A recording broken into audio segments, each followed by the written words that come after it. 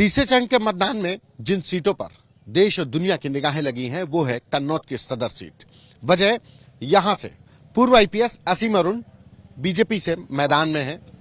Police की पारी खेलने के बाद अब राजनीति में असीम अरुण हाथ आजमा रहे हैं। हमारे साथ बात करने के लिए असीम जी खुद ही हैं। सुबह सुबह मंदिर में पूजा करने के बाद असीम जी खुद निकले हैं। सर, पुलिस की पारी के बाद राजनीतिक पारी की शुरुआत, कितना जीवन में तब्दीली आई और कन्नौज में क्या होगा? जीवन के जो मूल सिद्धांत हैं उसमें तो कोई तब्दीली नहीं है, तो ना ही होने देंगे। ईमानदारी से काम करें, सबसे शिष्टाचार का व्यवहार करें, सबको साथ लेके चलें, जो काम करें उसको परफेक्शन मुकम्मल तरीके से करें। ये कुछ मूल सिद्धांत हैं जो मेरे माता पिता ने सिखाए, उनको मैं संजो के रखता हूँ। पुलिस में भी रखे तो ठीक काम रहा और अब राजनीति में भी रखूंगा। जो बदलाव है पुलिस में, सरकार में ज्यादातर काम आदेश पे होता है और राजनीतिक पार्टी में सारा काम अनुरोध पे होता है।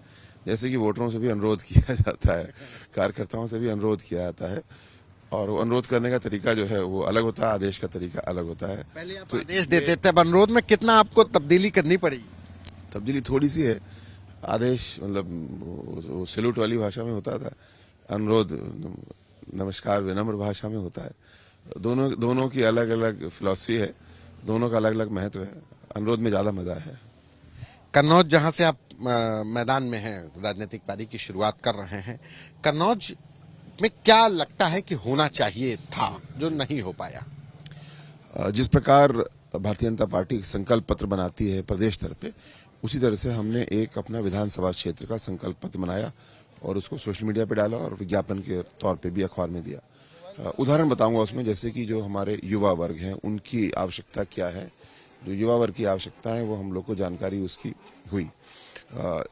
जैसे कि रोजगार परक शिक्षा ज्यादा हमको बढ़ानी है। हमारे बहुत सारे डिग्री कॉलेज हैं लेकिन वहाँ पे जॉब ओरिएंटेड कोर्सेज कम हैं। जो बच्चे हमारे सेना, पुलिस, अर्धसैनिक बल और अन्य सरकारी सेवाओं के लिए तैयारी कर रहे हैं, उनके लिए ब्लॉक स्तर पे हम कोचिंग की व्यवस्था कराएंगे, या तो निःशुल्क या बहुत ही नॉमिनल खर्चे पे। जो हमारे बच्चे और होशियार हैं, startup India mission, skill India mission में उनको जुड़ना चाहिए। उस पर काम हुआ है लेकिन उसमें बहुत सुधार की गुंजाइश है, वो करेंगे। तो कुल मिला के युवाओं पे बहुत भरोसा है और ये करना। ये एक उदाहरण दे रहा हूँ।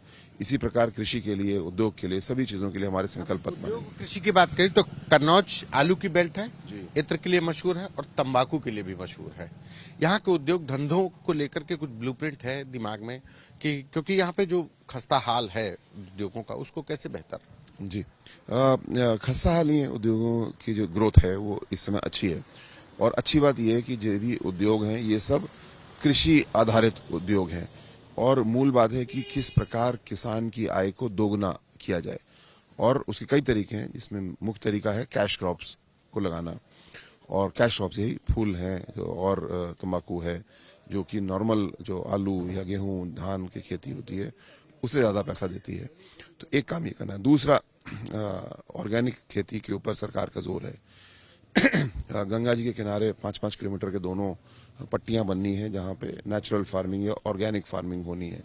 उसमें कन्नौज का सौभाग्य की हम उसमें उस बेल्ट में हैं, उस पे काम किया जाएगा। तो खेती में बहुत सारा सुधार संभव है। डेयरी, पोल्ट्री जो एलाइड एग्रीकल्चर एक्टिविटी कहलाती है, उसमें काम होना है और इसके बहुत सारे मॉडल हैं। ऐसा नहीं है कि ये कोई असंभव सा कार्य है। जब दुनिया में कहीं भी हो सकता है, भारत में कहीं भी और हो सकता है, तो कन्नौज में भी हो सकता है और उसको करेंगे। अच्छा, एक सवाल कि आप जब आईपीएस थे तो बिल्कुल हॉट सीट, कानपुर के कमिश्नर, और जब आप राजनीति में तो उस समय भी हॉट सीट पे एकदम से सीधे से आपको मतलब एक समझने का और उसको टाइम नहीं मिला, सीधे चुनाव में ही आप उतर गए। कितना दिनचर्या में तब्दीली आई और कितना परिवार का सहयोग, पत्नी का सहयोग और इस कैंपेन में क्या कैसे दिनचर्या बदली? देखिए, पुलिस का काम भी बहुत डिमांडिंग है और पुलिस में भी जितना देर सोते हैं उसके अलावा काम ही होता रहता है लगातार फोन पे। जैसे वही स्थिति राजनीति में भी है कि बहुत डिमांडिंग है। हाँ, चुनाव में बहुत कुछ नया सीखना पड़ता है, तो काफी कुछ सीखा, लेकिन हमारा संगठन बहुत मजबूत है पूरे यूपी में और कन्नौज में खासकर। तो संगठन के सपोर्ट से सब काम बड़े अच्छे से हुए।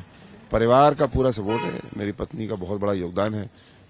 मेरा जो चुनाव प्रचार है वो तो थोड़ा जुलूस के नेचर का या वैसा होता है और उन्होंने बिल्कुल जैसे प्रधानी का चुनाव होता है वैसा प्रचार किया है, घर घर बैठ के, महिलाओं के साथ बैठ के, रिश्तेदारों के साथ बैठ करके, और बहुत बड़ा योगदान उन्होंने किया है। आज सुबह जब आप निकले हैं तो क्या दिनचर्या रही है? मंदिर गए सब आज, क्योंकि आज बस समझ लीजिए कि आज ही सब फैसला होना है, फैसला कैद हो जाएगा। जी जी, निश्चित रूप से।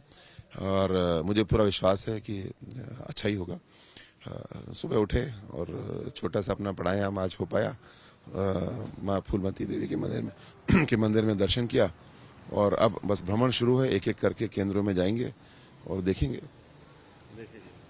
आखिरी सवाल, समाजवादी पार्टी का गढ़ कहा जाता है यहाँ पर।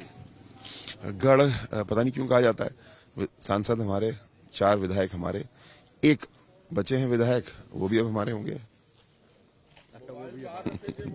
जी। ये थे हमारे साथ असीम अरुण, जो कन्नौज की सुरक्षित सीट से बीजेपी के टिकट पर चुनाव लड़ रहे हैं।